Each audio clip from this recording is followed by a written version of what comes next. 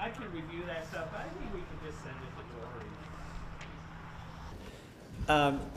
And I want to speak bluntly. I am absolutely horrified at these tariffs. I am appalled at what our president is saying about Canada in referencing to a 51st state. There's no place for that. We are neighbors, we're allies, we're friends, and I want to keep it that way.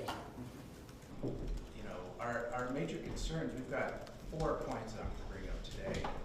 One of them is, you know, for example, the utility sector. You, Americans, you are the one who can convince the president that this is not the right thing to do, nor for the Americans, nor for the Canadians. Because, well, you said it very well. This is not the right thing to do, not for your economy and not for ours either. And I think we have to keep working together and to make the demonstration that it's harming our 2 countries and our people. And then we're going to export them back into the States, which is going to increase the price as well. All of our equipment pretty much has come out of Quebec. And, you know, if I were to start reading labels and saying, oh, I can't buy this, it's Canadian, we'd be out of business, of course. So and the other thing is all the tariffs and the changing political atmosphere has just made it extremely disruptive, you know, at a time when we're stressed anyway. You know, the weather's always a big stress factor when you're sugaring. We don't need this extra stress on top of it. And there is another important fact that nobody's talking about that I ran into, maybe some of you. But what's going on in Canada is without precedent. The threat is over and above tariffs right now. Mm-hmm. And I'm even a bit emotional when I say that because it's a threat against our sovereignty. Mm-hmm. And if it was a joke the first 24 hours, it's not a joke anymore.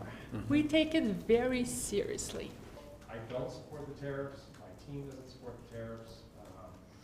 We support Canada 100%. Thank you. Material costs have also had a huge impact on us and will continue to, specifically aluminum prices with cans.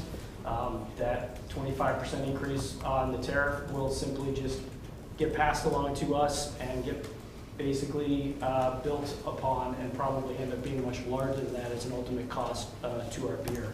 In a serious way, it's not inquiring about how to proceed in a way that's going to make each of you stronger. You know, I've got to persuade some of my Republican colleagues to stand up to Trump. And I think the way that that can be done is to get the word out in those states about how it's hurting them. Vermont, our biggest trading partner is Canada, but 34 states, Canada is our biggest trading partner. So the stories we heard today from very reputable long-term businesses, those can be told by states across this country. And when my colleagues start to hear them, as we heard it today, they, I think, have to push back and listen to their constituents and not just be enthralled and intimidated by Trump.